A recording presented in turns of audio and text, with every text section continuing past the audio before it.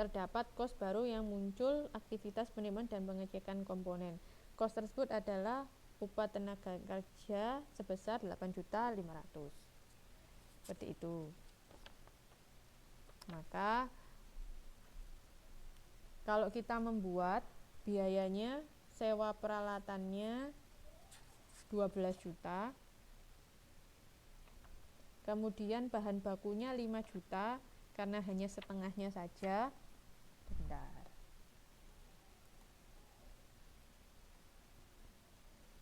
Kemudian upah tenaga kerja 20 juta dan upah overhead variabelnya 8 juta. Untuk yang tetap tidak dimasukkan. Kalau kita membeli tadi kan 4.750 per unit. Tapi karena kita beli sebanyak 10.000 menjadi 47 juta.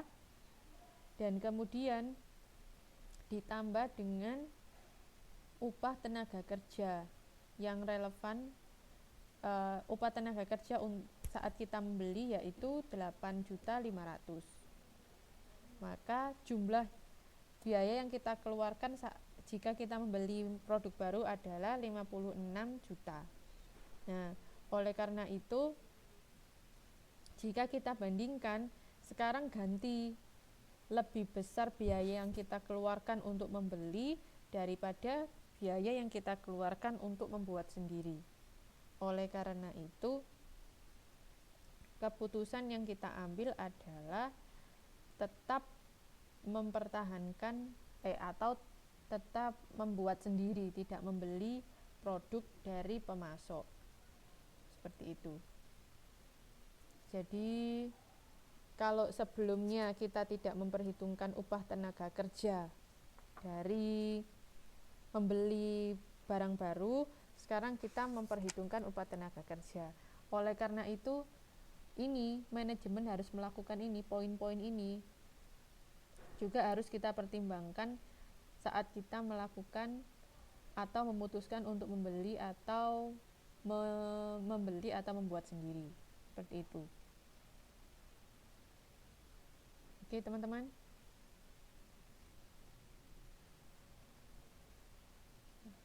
Lanjut. Yap.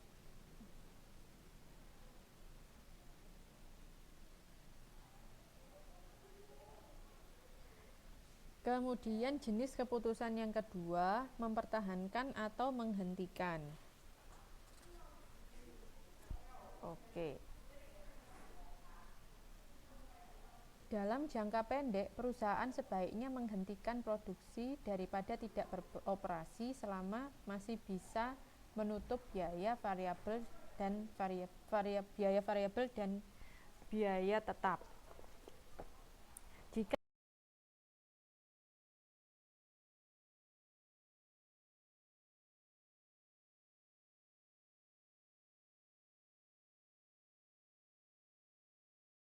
tidak bisa menutupi, perusahaan sedang.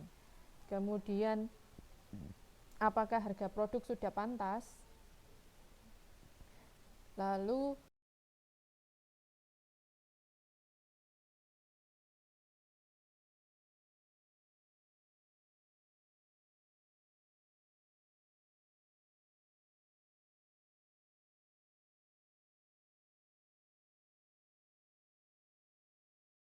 produk mana dalam satu perusahaan kita memproduksi berbagai macam jenis produk, tapi salah satunya tidak menguntungkan atau salah satunya rugi. Apakah kita harus menghilangkan produk yang rugi tersebut ataukah kita tetap mempertahankannya? Maka kita melakukan kita mempertimbangkan pertanyaan ini. Mana produk yang lebih menguntungkan, mana yang tidak, seperti itu.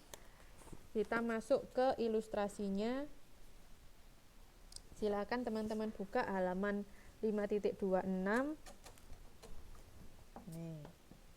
Di sini perusahaan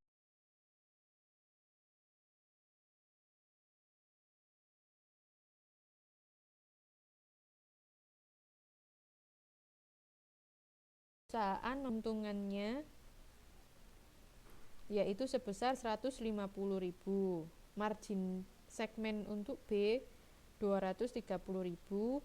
Margin segmen untuk C rugi 45.000. Nah, dari sini bisa diketahui, kalau kita lihat dari sini saja, kita bisa diketahui bahwa produk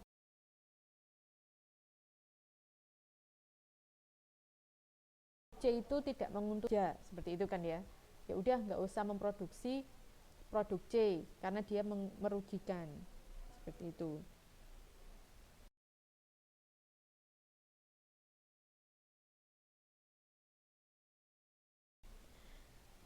Namun manajer pemasaran mengatakan bahwa apabila produk C dihentikan produksinya, maka penjualan produk A akan turun 10% dan produk B akan turun 8%. Hal ini dikarenakan produk C merupakan barang komplementer bagi produk A dan B. Banyak pelanggan yang membeli produk C sekaligus membeli produk A atau B pada saat yang sama. Sebagai contoh misalnya produk A itu kopi, produk B itu susu, produk C itu gula misalnya. Gula ini mau dihilangkan, tapi kalau gula dihilangkan, kopi sama susu juga akan menurun penjualannya karena biasanya orang yang beli kopi sama susu ini juga beli gula, seperti itu.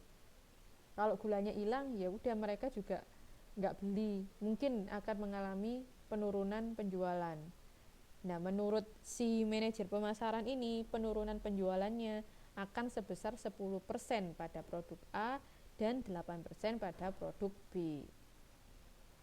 Oleh karena itu, setelah dihitung-hitung, menghentikan produk C akan mengurangi total pendapatan dari penjualan produk A sebesar 264 dan produk B sebesar 64.000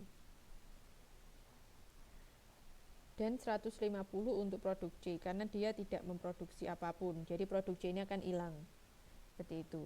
Untuk kos variabel juga akan berkurang sebesar 203, yaitu dari 10%-nya dari 250.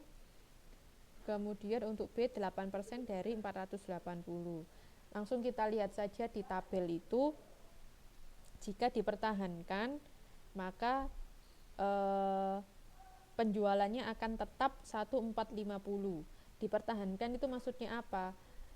Maksudnya produk C masih tetap ada di situ, tidak dihentikan. Berarti kan totalnya sama. Penjualannya A, B, C itu sama dengan 1450. Kos variabelnya sama, kemudian kos tetap langsungnya sama, gaji untuk iklan sama, untuk gaji penyelia sama, sehingga totalnya marginnya adalah 142. Karena kalau penyusutannya kan bagaimanapun juga sama, maka kita keluarkan penyusutan. Penyusutan ini kita anggap sebagai cost yang tidak relevan.